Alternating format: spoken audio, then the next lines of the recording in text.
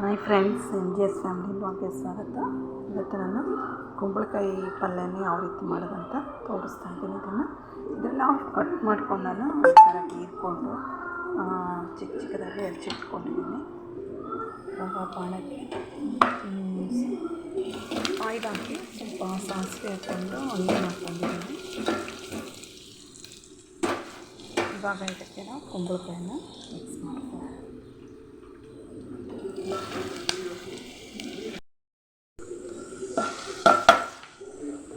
ಚೆನ್ನಾಗಿ ಕಲಿಸ್ಕೊಳ್ಳಿ.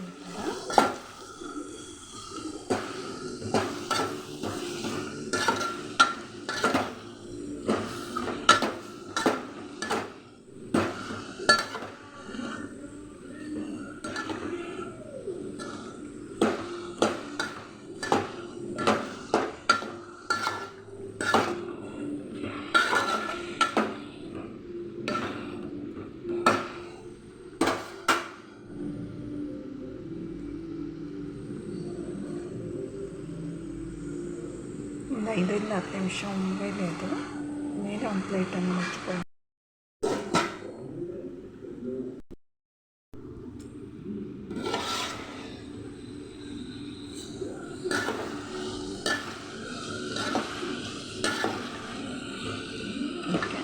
ಇವಾಗ ಇದಕ್ಕೆ ಟೊಮೆಟೊನ ಮಿಕ್ಸ್ ಮಾಡಿಕೊಟ್ಟಿರೋದು.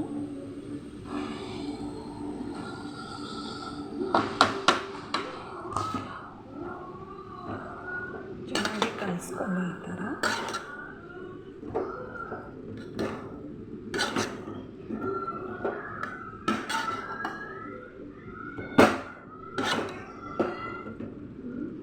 ತುಂಬಾ ಹೆಲ್ದಿ ಇದು ಕುಂಬಳಕಾಯಿ. ಬೇಸಿಗೆಗಂತೂ ಒಳ್ಳೆ ತಂಪಾಗಿರುತ್ತೆ. ಒಳ್ಳೆ ಹೆಲ್ದಿ ಫುಡ್ ಅಂತ ಹೇಳ್ಬೋದು. ಇವಾಗ ಒಂದು 10 ನಿಮಿಷ ಇದನ್ನು ಬೇಯಕ್ಕೆ ಬಿಡಿ. ಆಮೇಲೆ ಉಪ್ಪು ಖಾರನ ಮಿಕ್ಸ್ ಮಾಡಿ. ಇದು ಅಲ್ಲ ಪೇಸ್ಟನ್ನು ಬಳಸ್ತಾ ಇದ್ದೀನಿ ನಾನು.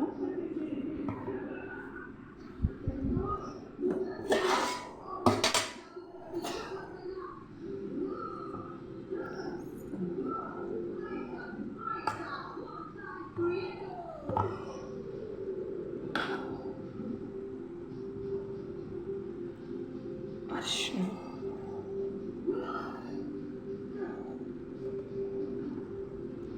ಇದು ಬ್ಲ್ಯಾಕ್ ಸಾಲ್ಟು, ನಾನು ಅದನ್ನು ಬಳಸ್ತಾ ಇರೋದು.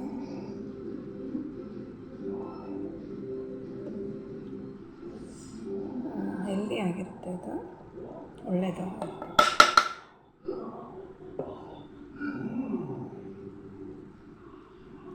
ಖಾರ ನಾನು 1 ಸ್ಪೂನ್ ಹಾಕ್ಕೊಂಡಿದ್ದೀನಿ. ನಿಮಗೆ ರುಚಿಗೆ ತಕ್ಕಷ್ಟು ಹೆಚ್ಚು ಅಂತಿದ್ರೆ ಹೆಚ್ಚು ಹಾಕ್ಕೋಬೋದು.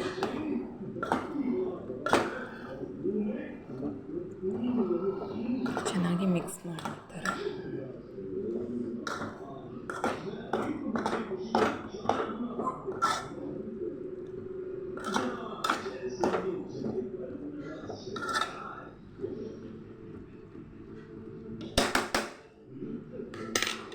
ಮೇಲ್ಗಡೆ ಒಂದು ಪ್ಲೇಟನ್ನು ಮುಚ್ಚಿ ಚೆನ್ನಾಗಿ ಇರಲಿ ಒಂದು 5 ನಿಮಿಷ.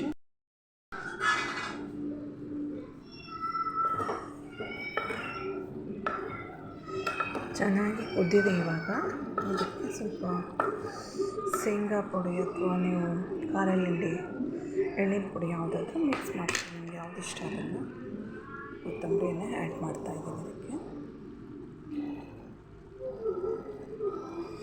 ಕೊನೆಯಲ್ಲಿ ಹಾಕೋದ್ರಿಂದ ಒಂಥರ ಫ್ಲೇವರ್ ಚೆನ್ನಾಗಿರುತ್ತೆ. ಆಮೇಲೆ ಹಾಕಿದರೆ ಅದು ಬೆಂದೋಗ್ಬಿಡುತ್ತಲ್ಲ, ವಾಸನೆ ಚೆನ್ನಾಗಿ ಬರಲ್ಲ ಅದ್ರದ್ದು. ಅದಕ್ಕೋಸ್ಕರ ನಾನು ಕೊನೆಯಲ್ಲಿ ಆ್ಯಡ್ ಮಾಡ್ತಿರೋದು. ನಾನು ಇದಕ್ಕೆ ಶೇಂಗಾ ಪುಡಿಯನ್ನು ಮಿಕ್ಸ್ ಮಾಡ್ಕೊತೀನಿ. ಮಿಕ್ಸರಲ್ಲಿ ಹಾಕಿ ಇಟ್ಕೊಂಡ್ಬಿಟ್ಟೆ.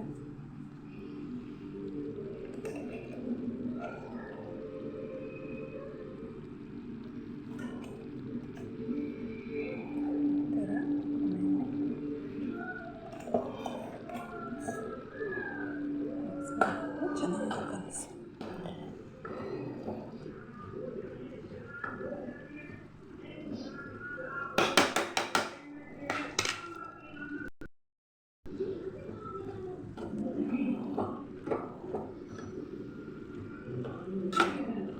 ಇಷ್ಟ ಆಗುತ್ತೆ, ತುಂಬ ಟೇಸ್ಟಿಯಾಗಿರುತ್ತೆ ಇದು. ಒಂದ್ಸಲ ಟ್ರೈ ಮಾಡಿ ನೋಡಿ.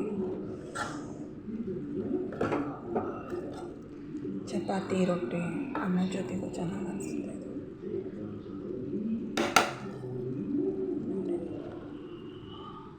ರೆಡಿಯಾಗಿದೆ. ನಮ್ಮ ಕುಂಬಳಕಾಯಿ ಪಲ್ಯ ನಿಮ್ಗೆ ಇಷ್ಟ ಆಗಿದ್ರೆ ಒಂದು ಲೈಕ್ ಮಾಡಿ, ಶೇರ್ ಮಾಡಿ. Thank you.